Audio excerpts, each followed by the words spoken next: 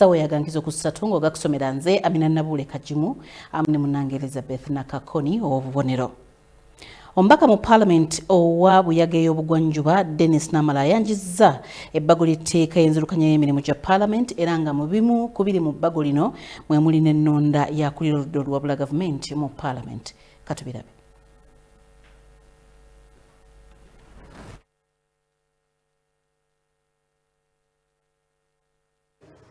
The private member will table a motion, and once that motion, he must attach a draft bill. Now, that's a draft bill which me as a presiding officer, I have to assess and see whether it does not negatively impact on the provisions I cited earlier on, especially Article 93 of the Constitution, and ensuring the bill doesn't go against non-derogable rights, doesn't establish a one-party state. Now, listen to me properly. See, I'm the custodian of the rules. Please listen to me. Okay? Please, please, please. Then once the motion is carried, once we give a member the leave, now the member is going to go to the Attorney General, First Parliamentary Council, go to the clerk, they help him polish up the bill very well. Okay? Aligning it with the object and principles. Once that's done, he will take it to the Minister of Finance to seek a certificate of financial implication. Once it is cleared, then he will bring it back to Parliament and it will be gazetted and tabled for first reading. So certificate of financial implication is a requirement on first reading, not on leave. Now, if you mistake it with a government bill, because the government bill for it right away, okay, it comes with a certificate. But here, he's asking for permission. He's saying, give me permission, I go draft a bill. Okay? So honorable colleagues, it's very, very clear. On first reading, he will require that. Thank you, Honorable Seung. Now. Thank you very much, Honorable Speaker. I rise under Article 79, 1995 of the Constitution of the Republic of Uganda, as well as Article 94 of the Constitution and Rules 58, 127 of the Rules of Procedure of Parliament, to move a motion seeking leave of Parliament to introduce a private member's bill entitled the Administration of Parliament Amendment Bill. Whereas Article 79 of the 1993 Constitution of the Republic of Uganda vests unto Parliament the power to make laws on any matter for the peace, order, development, and good governance of Uganda, and whereas Article 94, Clause 4B of the Constitution and Rule 127 of the Rules of Procedure of Parliament grants a member of Parliament the right to move a private member's bill. Honorable Namara, procedure. In your communication about this motion, you indicated that the member informed you about that his bill does not affect Article 93 of the Constitution. I expected Honorable Namala to lay on the table a certificate of financial implications before he runs around with his unwanted motion. Right, Honorable Speaker. Thank you. Now, honorable colleagues, Rule Ate abantu 14 be bafiiridde mu kabenje nga akabenje kano kagudde ku luguudo luva Kampala okudda eggulu n'abalala 28 bagendedde ku bisago ng'okuwona emagombe banaasimbayo kitooke. Akabenje kano kaguddewo mu kiro ekikeesezza leero ku kaalo okulutit ekiri mu disitulikiti y'e Omoro. Omwogezi wa poliisi y'ebidduka Mike Kananula agamba nti akabenje kano kavudde ku kuvuga ndiima baasi ya kampuni ya Opit Travelers bw'etomeraganye ne lukululana. Katubirabe. Abantu 14 batukomedde mu kabenje akaguddewo mu kiro ekikeeseza leero baasi eya kampuni ya OPT Travelers Bus namba UBE M0H ebadde eva e Kampala okudda eggulu bwetomeraganye ne lukululana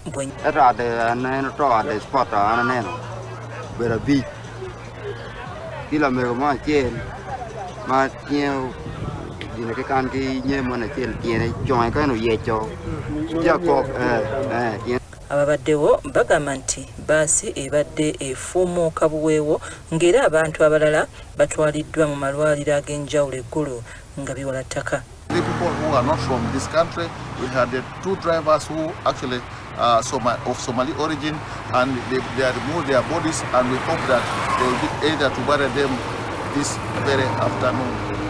It's very, very embarrassing to see that this accident happened when they were about actually to reach home. Akulira amasinzizo g'abalokole mu ttundutundu lya Kyoli asabye gavumenti okunyweza amateeka g'ebidduka ku nguudo naddala ago agagenderera okukendeeza okuvuga endiima. Night travels are very risky because we are seeing short distances, we don't see far. So this calls for us who are going to be driving at night to be more cautious, and we also call for vigilance. Omwogezi wa poliisi y'ebidduka mu ggwanga Michael Kananura agamba nti okunoonyereza kwabwe kulaga nti akabenje kavudde ku kuvuga ndiima. Preliminary reports indicate that the driver of the bus who was allegedly speeding attempted to avoid a pedestrian crossing the road, lost control of the vehicle and collided head-on with the oncoming trailer.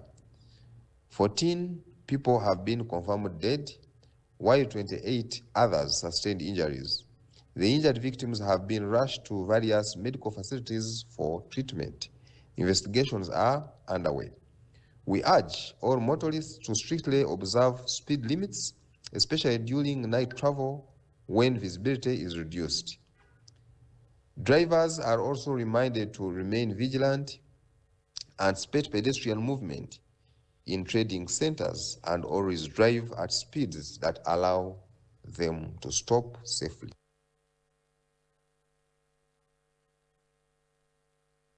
Nkizo ku Ssatu. Ate kkooti enkulu Mukono ebadde ekubirizibwa omulamuzi Stephen Mubiru etandise okuwulira omusango gw'okusaddaaka omwana. Ono omwana ye Hope Biyinzika agambibwa okutemulwa n'asuulibwa mu kabuyonjo. Kakati abavunaanibwa mu musango guno bataano kuliko Fatuma Nansubuga, Shafiq Mali, Alan Senkuba, Sharif Katongole ne Fred Kayemba. Kigambibwa okuba nti abavunaanibwa bano baabuzaawo Biyinzika okuva maka g'abazadde be kyokka omulambo gwe ne guzuulibwa nga gusuuliddwa mu kabuyonjo nga wayise ssabbiiti emu.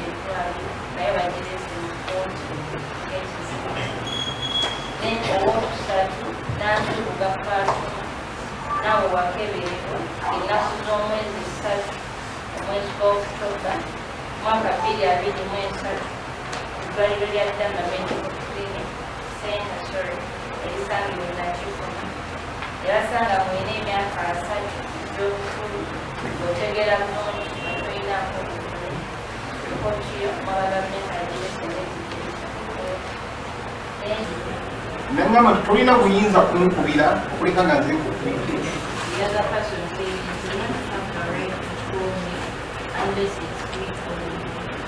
okuleka ng'oyagala omwana wafuna obuzibu.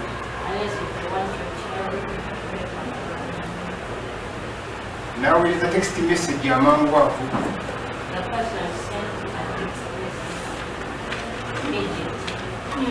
ng'eriko ng'esoma nti omwana woze mwine gyali mulamu anywa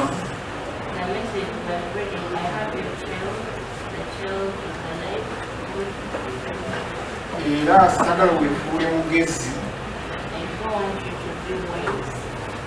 njagala obadde bulina ekitundu nako mu ssaawa 12 angeza ekitundu bisenti mbeera namaliiri kulola kasawo olunaku olwaleero tuze mu kkooti mu high court oluvannyuma lw'omusango ogw'omwana wange eyasaddaakibwa okubiyinzika gwavayo mu kkooti ento nga tusindika mu high court obwadde gumaze ebbanga olwaleero guzzemu okuwulirwa era abasibe bonna babaleese nange mbaddeyo mu kkooti ng'omuzadde nempa obujulizi naye nsaba bwenkanya eri omwana wange eyaseddakibwa ku myaka emiteejo n'afiira mu bulumi obw'amaanyi. Kitalo ddala. Kkooti enkulu ekubirizibwa omulamuzi Emmanuel Baguma egobye okusabako okwemirirwa okwassibwayo Kano we yaginnyuka Dr. Kizza Besigye n'omuyambi we Hajji Obed Lutale bwe balemereddwa okutuukiriza ebyetaagisa. Omulamuzi Baguma asinzidde ku kya Besigye ne Lutale okulemererwa okutuukiriza emitendera olw'okubulawo kwa bannamateeka ababo okuli Erias Lukwago ne Martha Karua. Tugenda kuba tukutuusako emboozi eyo. Ate minisita w'ebyetekinologiya n'okulungamya eggwanga Justin Kasule Lumumba asiimye ekitongole kya Uganda Broadcasting Corporation UBC olw'okuweereza bannansi obutakoma yadde nga balina okusoomoozebwa omuli amabanja ensimbi ezibaweebwa ez'omunyoto era n'ensonga ez'enkaayana z'ettaka. Lumumba asuubizza okwogera na buli mukulu akwatibwako ensonga okulaba nga Uganda Broadcasting Corporation evvuunuka obuzibu obwo basobola okuweereza n'okusingawo. Ono ne minisita avunaanyizibwa ku bya teknologiya nga Joyce Nabosa Ssebuggwawo babadde bakyaddeko mu UBC okumanya engeri emirimu gye gitambula. Katubirabe. Minisita avunaanyizibwa ku kulungamya eggwanga n'ebyempuliziganya Justin Kasule Lumumba ne minisita omubeezi avunaanyizibwa ku byempuliziganya Joyce Nabosa Ssebuggwawo bakyaddeko ku kitongole kya Uganda Broadcasting Corporation okwekenneenya butya emirimu bwe gikolebwa mu kitundu kino. Bano lwe batuuse ku kitongole baaniriziddwa akulira UBC nga ye Winston Agaba n'omumyuka we Morris Mugisha era babalambuzza ebifo ebyenjawulo okuli studio eza Magic 100 FM, UBC ne Butebo. Era we baviiriddeawo ne beeyongerayo ku Star TV we bagendedde ku mpewo ne boogerako eri abantu b'eggwanga. Star TV ebunyonyi y'eggwanga. Ekisinze okunsanyusa kwe kuba nti nsanze abantu nga bakola abato n'abakulu ate nga abato be basinga obungi. Bano era oluvannyuma bannyonnyoddwa embeera UBC gy'erimu. Akulira UBC Winston Agaba asabye gavumenti eteeke ssente mu UBC okulaba ng'esobola okuweereza mu ggwanga lyonna.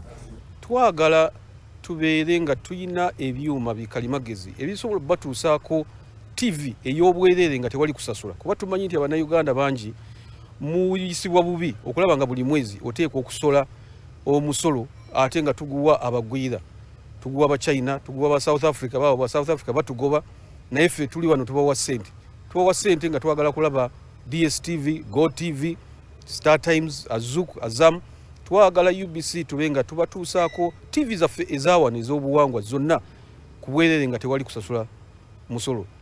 Technology waliwo computer empya ebyuma bikalimagezi ebipya naye ate waliwo ebikadde ebikyali ebikadde.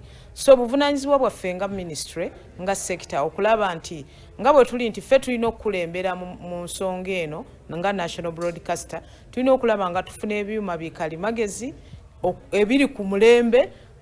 Agaba annyonnyodde nti ensimbi ez'omunyoto eziweebwa UBC zigiremesezza okuweereza obulungi ng'ate n'amabanja agagituulidde gabatambuza bukukunadde. So President yalagira nti Prime Minister atunule mu bitabo beekanye ssente ze babanjibwa ebitongole ebimu ebya gavumenti ez'okusasula nga NSF abakozi ezo ssente zaffe. Ensonga endala eyogeddwako kwe kuyamba mu kwongera ku bakozi n'okutendeka abaliwo ate n'okuyingira mu nsonga z'ettaka eziriko enkayana n'ebitongole bya gavumenti ebirala. Kulwanjo balabe nga ssente Parliament zeyisizza bazituwe nga bwe ziri tutereze ebyuma byammwe. Yeah, where we have issues with land, with the different, and we bring it out.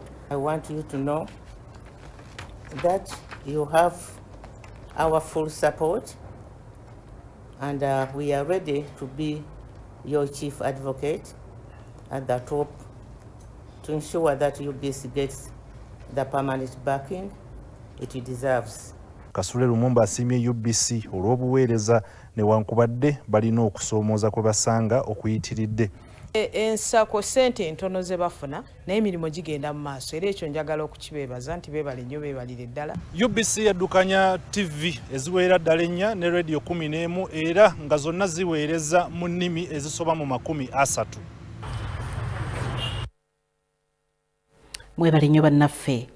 Nkuzayo ku mboozi ya kkooti enkulu ekubirizibwa omulamuzi Emmanuel Baguma okubanga agobye omusango okusaba kw'okweyimirirwa okwasibwayo Kano Yaginyoka Dr. Kizza Besigye ne Hajji Obed Lutale bwe balemereddwa okutuukiriza ebyetaagisa.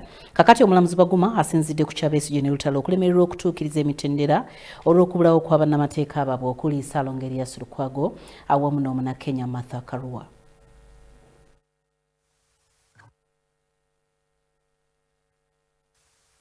Okumala kati emyaka egikunukiriza mu ebiri Dr. Kizza Besigye ne Hajji Obed Lutale bazze bakumirwa ku nkomyi eruzira nga bwe balindirira okutandika okuwozesebwa ku misango egy'okulya mu nsi olukwe. Besigye ne Lutale bazze nga bawaayo okusaba kwabwe okw'okweyimirirwa era ng'ennaku z'omwezi Ssatu omwezi ogw'omusanvu omwaka gwa 2026 kkooti yalambika enjuyi zombi okubeerawo okuwuliriza okusaba kw'abano okw'okweyimirirwa kkakalu wabula olw'okubanga balooya ba Dr. Kizza Besigye tebaalabikako mu kkooti. Besigye yategeeza kkooti nga batasobola kweyongerayo ku nsonga y'okusaba okweyimirirwa okuteebwa kkakalu okutuusa nga bapulida baabwe babakiikiridde. Oludda olugabi nga lukulembedwa mu pulida wa gavumenti Richard Birivu Mboka lwasaba kkooti nti okulemererwa kw'okuwulira okusaba kw'okweyimirirwa okwa Dr. Kizza Besigye ne Hajji Obed Lutale kugobwe wabula egende mu maaso n'okuwa ensala nti kubanga bano balina pulida abakiikirira abasaba mu 13 nga tebayinza kwesigama ku pulida Erias Lukwago wamu ne Martha Karua. Omulamuzi Emmanuel Baguma oluvannyuma lw'okwekenneenya ensonga okuva ku njuyi zonna mu nsala ya kino ogaanyiza nti Erias Lukwago ne Karua si be bapulida bokka mu musango gwa Dr. Kizza Besigye era olw'okubanga bano bakiikirira bapulida okuva mu kampuni 13 okuwulira okweyimirirwa kwabwe kwali kuteekeddwa okugenda mu maaso wabula nga kino baakigaana. Ono era anenyezza Dr. Kizza Besigye ne Lutale okulemerera okuleeta abaali basobola okubeeyimirira ab'essimba ng'amateeka bwe galagira wabula ne beesigama ku butabeera obwa Erias Lukwago ne Martha Karua nga ye baali balina okubakiikirira mu nsonga zino wamu n'ensonga endala omulamuzi Emmanuel Baguma bw'atyo n'agoba okusaba kwa Dr. Kizza Besigye ne Hajji Obed Lutale okw'okweyimirirwa okuteebwa kkakalu ka kkooti mu ngeri y'emu kkooti y'emu era ogobye omusango Dr. Kizza Besigye ne Hajji Obed Lutale gwe baali bagula ku muduumizi w'eggye ly'eggwanga General Muhoozi Kayini Lugaba w'ofiisi ya Ssaabawolereza wa gavumenti Kano Peter Imbisibwe wamu ne Lieutenant Kano Ephraim Byaruhanga. Dr. Kizza Besigye ne Lutale mu kwawa omusango guno baali beemulugunya ku ngeri gye baggibwamu e Kenya awatali kugoberera amateeka wabula ne baggulwako emisango mu Uganda omwalina okulinnyirira eddembe lyabwe ery'obuntu. Dr. Kizza Besigye ne Lutale baakwatibwa ng'ennaku z'omwezi 16 omwezi ogw'e11 omwaka gwa 2024 mu ggwanga lya Kenya gye baali bagenza okutongoza ekitabo kya Martha Karua. Oluvannyuma lw'okugoba okusaba kw'abano kati omulamuzi Emmanuel Baguma ataddewo olwanga 13 omwezi ogw'omusanvu omwaka gwa 2026 okutandika okuwozesa bano ku misango egibavunaanwa omuli okulya mu nsi olukwe wamu n'okumanya ku mawere ag'okulya mu nsi yaabwe olukwe ne batabuulirako bakwatibwako. Nze Namammonde Deborah ne Viola Nansubuga bakusakidde bino. Ate minisita wa gavumenti ez'ebitundu Baramba Rugahara ayingidde mu nkaayana z'abakulembeze mu disitulikiti y'Ejjinja wakati wa bannabyabufuzi awamu n'ab'ekikugu. Baramu ayimirizza kkaawo nga yakulira abakozi Lilian Nakamatte ku mulimu okulungula sabbiiti 2 ng'okunoonyereza kusooke kukolebwe ku muze gw'obuli bw'enguzi n'obulyake ebimwogerwako. Babadde mu lutuula olw'enjawulo olwaleero ku kitebe kya disitulikiti. Baramu alagidde Nakamatte ayimirizibwe era ensonga n'azikwasa akakiiko akanoonyereza ku muze ogw'obuli bw'enguzi n'obulyake ak'omumaka g'obwa pulezidenti. Mboozi katugikowe. Minisita wa gavumenti z'ebitundu Balamu Lugaya olunaku olwaleero atandise obugenyi obw'ennaku ennya bwaliko obutundu obw'ebuvanjuba bwa Uganda. Balamu atandikidde mu disitulikiti ey'e Jinja. Mu bitundu eby'Ejjinja ono asoose n'okwetaba mu lukiiko olwa kanso eya disitulikiti eno gye bakubaganyiriza ebirowoozo ku ntambuza y'emirimu mu kitundu kino. I want to take this opportunity to thank you for choosing Jinja. Mu lutuula luno Balamu asoose kutegeeza bano lwaki akyadde mu disitulikiti eno ey'e Jinja. But I'm not here to enjoy a party.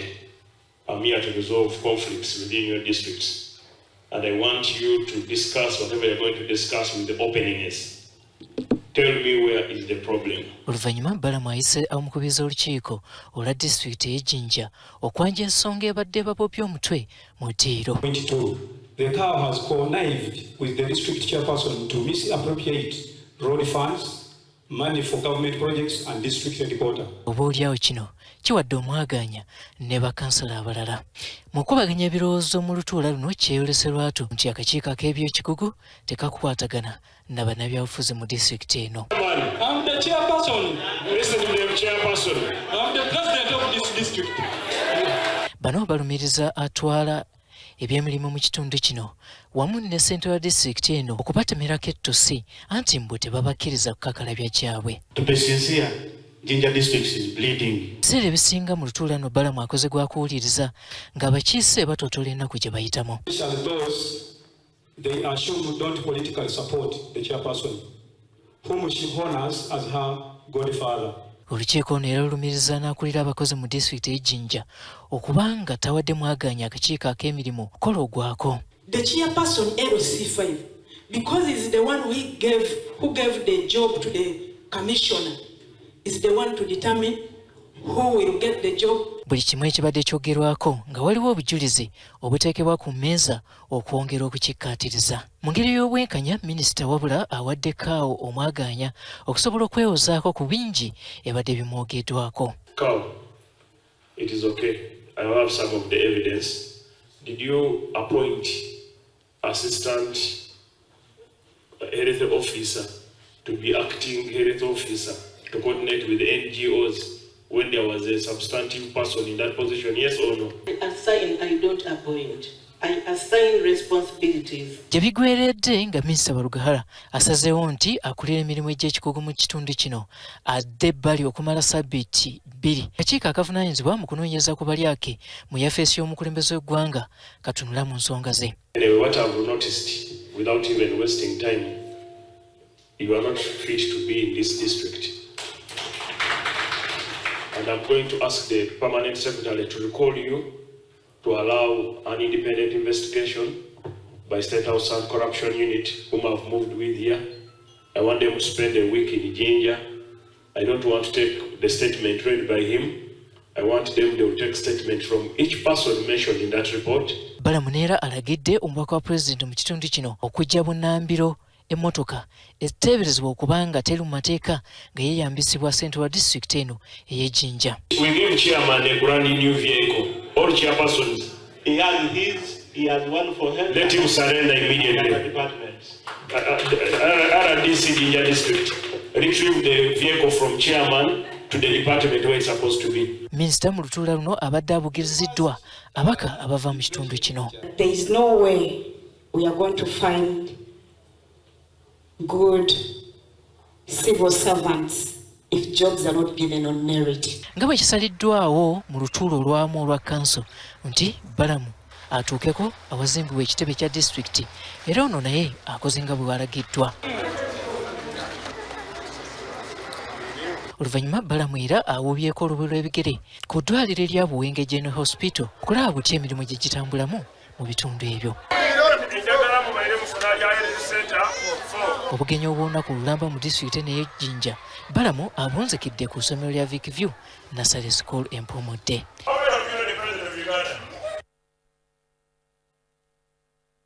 Gankizo ku Ssatu.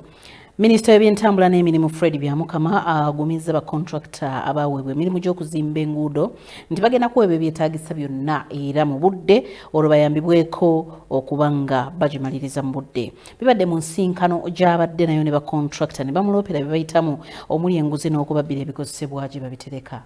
Katubirabe.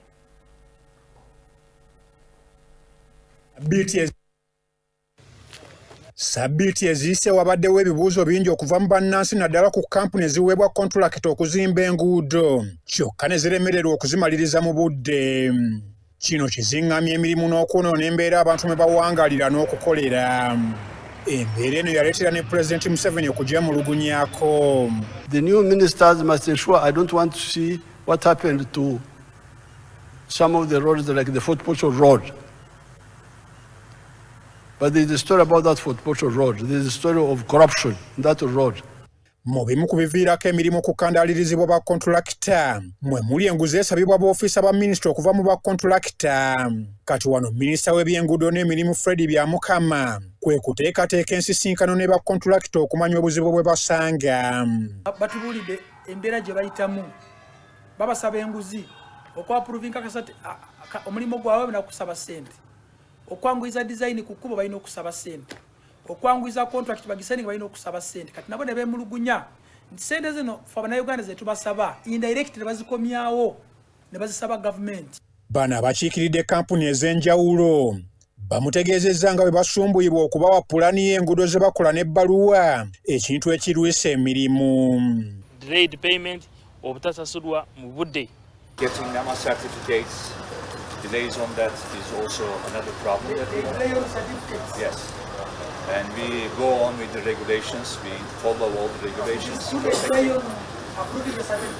Yes. Abamu bamuloopedde omuze gw'okubabbako ebintu bye bakozesa ku bifo gye biterekebwa ne gye bakolera. Stressinze nnyo ku nsonga y'obubbi. Obubbi bususiridde mu masites. Contractor abamu omulimu ne bakuwa oluguudo nga ne bakuwa ekizimbe kino no mobilizing equipment n'oleeta material n'omuteeka ku site ababbi ne bajja ne batwala. One more problem there that we catch these people, for example, stealing the diesels there. We give it to the authority and there is an evidence and everything else. After 1 month we find the same people there on the ground too. Kyokka minisita abagumizza nga gavumenti bwegenda okulaba nga buli kimu kitereera nga n'ensimbi weeziri. Ababibba ku site amafuta oyinza okusanga contractor buli wiiki aluzinga amafuta lita 1,000, sementi bamubba, amayinja bagabba, ebitembo bagibba. Kati nabo ne bagamba indirectly esente zino bazikomyawo mu gavumenti. Kati ne bagamba tubayambe nabo batuyamba. Ate ne tukkaanya balina okukola forward maintenance kubanga bakuwadde ekkubo. Wotanabakkola ebinnya ebyo bizibe abantu basobole okuyitamu obulungi. Ate tugambye contract balemo ziruyisaawo amakubo gaggwe mangu. Ate ne tugamba tugenda kutandikira ku ezo projects badde zigenda maaso tuzimale na zino contracts ze tuzimale. Wabula minisita yasoose kusisinkana abayinginiya ba minisita okuva mu bitundu by'eggwanga ebyenjawulo abavunaanyizibwa ku kukola n'okuddabiriza enguudo za maramu. Tugenze okusanga obuzibu gavumenti esobola kukola amakubo gonna gakuba ekolasi mulundi gumu. Tuyina okulabirira obulungi amakubo gaffe aga maramu yadde nga mulimu enfuufu naye abantu bayitemu bulungi nga tebasobola kukwama. Awo basobola kuconnectinga district to district abantu batwale ebyamaguzi mu butale bagende mu malwale bagende mu masomero. Mu kino agamba nti gavumenti yakwongera okukwasizaako bayinginiya b'amakampuni ga kuno okuzimba obusobozi bwabwe okukola emirimu egy'omutindo. Mbasabye okulaba nti bakola waffe n'Abannayuganda baffe babawa emirimu bafuna obumanyirivu mu kukola emirimu gino ate babasupporting babawa obusabu contract nabo basobole okuyiga nga batusimba amakubo gano. Nze Ivan Juko ne Stephen Kalisia. Munaffe Ivan Juko awamu ne Stephen Kalisia. Ababaka mu Parliament bakunze abakwatibwako ku ndwadde z'omutwe okuteeka mu nkola naddala ebiteekeddwa okutuukirizibwa n'okwongera ensimbi mu nteekateeka z'okulwanyisa endwadde ezeekuusa ku bwongo naddala mu mbalira y'omwaka ogujja. Kakati abantu obukadde 14 be batawanyizibwa endwadde z'obwongo era abazirina bennyamira ebitagambika awamu n'okwekubagiza. Mboozi katugikuwe. Okwenyamira n'okwekyawa bimu ku mbeera ezitawaanya abantu abasoba mu bukadde 14 abakakasiddwa okubeera n'endwadde z'obwongo. Okusinziira ku alipoota ya minisitule y'ebyobulamu, omuntu omukulu omu ku bantu bana abeekebejjebwa endwadde z'omutwe akakasibwa okubeera n'endwadde. Ekikola ebitundu 24 n'obutundutundu 2 ku buli 100, so ng'omwana omu ku baana abeekebejjebwa nga bakola ebitundu 22 n'obutundu 9 ku buli 100 yakakasibwa okutawaanyizibwa endwadde z'omutwe. Abantu omulwadde w'omutwe teyeeyogerera, tamanyi na mbona mulwadde wa mutwe, gwe ate omulamu gwakimanyi naye ate olimunyigiriza. Vaayo oyambe omulwadde w'omutwe ng'oyogera. Wabula okusinziira ku bakugu, endwadde z'omutwe zeesigamiziddwa nnyo ku mbeera y'obwavu, ebbula ly'emirimu, ebitamiiza nga bye biviirako abantu okutabuka emitwe. Kati akakiiko ka Paalamenti ku by'obwongo katongoza ttabamiruka w'okumanyisa endwadde z'omutwe n'okunogera eddagala ebisoomooza abantu. Ku ngeri gye tuvaayo ne tutandika okukola ku mateeka ge twateekawo. Tukoze amateeka mangi. Mental Health Act mu 2018, Anti-Psychotropic Bill ne Mental Health Policy mu 2012. Ne gano amateeka gasirikiddwa bagalinnyeko. Omuntu omulwadde alina obulwadde bwa mutwe ayambiddwa atya, ng'ate leero we twogera tulina psychiatrists bakugu abalina okujjanjaba obwongo mu Uganda yonna tulina 30 gokka. Bw'ogenda eGulu tewaliwo, bw'ogenda Embarara ofunayo omu, bw'ogenda e Masaka oyinza okufunayo omu, abasinga bonna bali muno mu Kampala wokka. Tulina ba clinical psychiatric officer 6, tulina ba nurses 10 gavumenti beewerera. Naye ku budget eyo yonna ennene gye tuwa Ministry of Health, akatundu kamu kokka Ministry of Health kekwata neewa abalwadde ba mitwe. Akakasente katono nnyo. Ababaka ba Paalamenti baagala gavumenti eyongere amaanyi mu nteekateeka z'okulwanyisa endwadde z'omutwe n'okwongera ensimbi mu mbalirira. Aware that one of our gallant sons was shot, a minister was shot by a soldier. And these are the issues. So many things go wrong in our communities. So therefore, I want to ask you, the President, to take interest in mental health. And we have to put money in mental health and address it as a country. Ttabamiruka w'okunaku ndwadde z'omutwe atambulidde ku mulamwa okusoosowaza obujjanjabi bw'endwadde z'omutwe mu kutuukiriza ebirina okukolebwa ng'ebikujjuko ebikulu byakubaayo mu mwezi ogw'Okwakubiri omwaka guno mu kibuga ekikulu ekya Nairobi. Nze Suzanne Nabugudde ne Gloria Gutabinji wano ku Paalamenti. Naffe Suzanne Nabugudde ne Gloria Gutabinji. Abalimi b'ebinazi mu ggwanga naddala mu bitundu gye bidde obulungi bakubiriziddwa okubanga bajja nago mbuto gonna okujjumbira okusimba ekirime kino ate bateeke ku mwanjo enkola ezitakontana na butonde bwansi. Kakati bino bibadde mu kugulawo omusomo ogenda okulungula sabbiiti nnamba ku ttendekero lya National Farmers Leadership Center Mpigi ogwabakwatibwako ensonga era abakulembeze bakunze bannampigi okubufuba okulaba nga bettanira okulima ebinazi mu disitulikiti y'e Kyotera. Mujjumbira okusimba ekirime eky'ebinazi okwongera kunyingiza mu maka nga mugoberera n'enkola zonna ezikuuma obutonde bw'ensi. Obubaka buno bubadde bwa buvunaanyizibwa ku kugula n'okugaba kontulakita mu minisitule y'ebyobulimi n'obulunzi Medi Lutaaya. Agambye nti disitulikiti ezisinga okuddamu ebinazi zirinaanye ennyanja n'ategeeza nti singa abalimi tebagoberera nkola ezikuuma obutonde eggwanga lya kukosebwa. Wabula asabye abalimi mu disitulikiti okuli Kalangala, Buvuma, Kyotera, Sangobe, Bugiri n'endala okwettanira okulima ebinazi kubanga mu myaka ena gyokka omulimi atandika okufuna mu ntuuyo ze. Naye olukusoolo ne malwetuwadde olukusoolo luliko obukwakulizo. Era NEMA eyagala okulaba nti ensimba yaffe etuukiriza obukwakulizo obwo. Era tugenda kubeerawo ne kye tuyita environmental audit. Tugenda kuleeta bakalabalaba b'obutonde bakakase nti ddala obukwakulizo NEMA bwe yatuteekerawo okusimba ebinazi mu nsimba yaffe tubufolowinga. Bino Lutaaya abyogeredde mu kuggulawo omusomo ogunaamala wiiki ku ttendekero lya National Farmers Leadership Center Mpigi ogw'obukiiko obw'obutonde okuva e Kyotera n'ekiruubirwa eky'okukyusa endowooza zaabwe. Ono asuubizza nti aba National Palm Oil Project mu kaweefube ow'okulambika abalimi b'ebinazi batondawo obukiiko okukubiriza abantu okwenyigira mu kirime kino nga bagoberera n'okukyusa endowooza ku binazi. akulira abakozi ku disitulikiti ekyotera Tumukisha Muhammad n'amyuka akulira ettendekero lya National Farmers Leadership Center Hillman Edison nabo baliko obubaka bwe bawadde.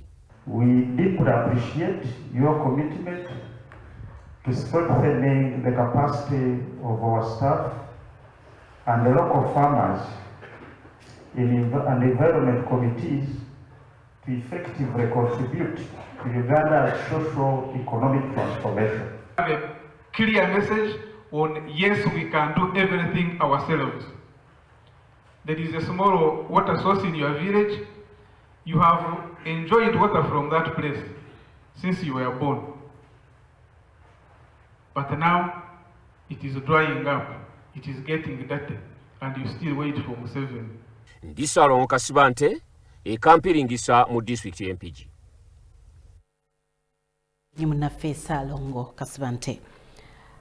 Ate yaliko omukulembeze w'eggwanga lya Iran ow'eddiini ow'okuntikko Ayatollah Ali Khamenei aziikibwa nkya ng'ennaku z'omwezi mwenda omwezi ogw'omusanvu omwaka guno okusinziira ku mawulire amatongole okuva mu ggwanga eryo erya Iran. Ali Khamenei yattibwa nga 28 omwezi ogwokubiri omwaka guno ebikompola bya Amerika ne Israeli bwe byakuba ofiisi mwe yali. Kakati Ali Khamenei omulambo gwe guzze gukungubagibwa okwetooloola ekibuga Tehran ekya Iran n'ebirala era ng'ebisembayo biraga nti ono agenda kuziikibwa mu kibuga Mashhad gy'azaalwa.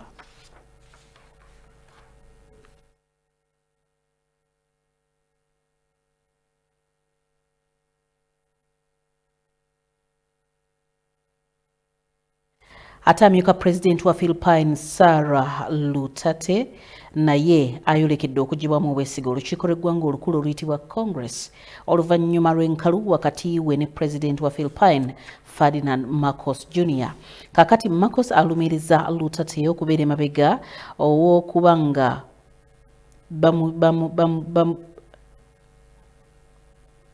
bamubijjisa ng'omulyake era omusaale mu kulinyirira eddembe ly'obuntu.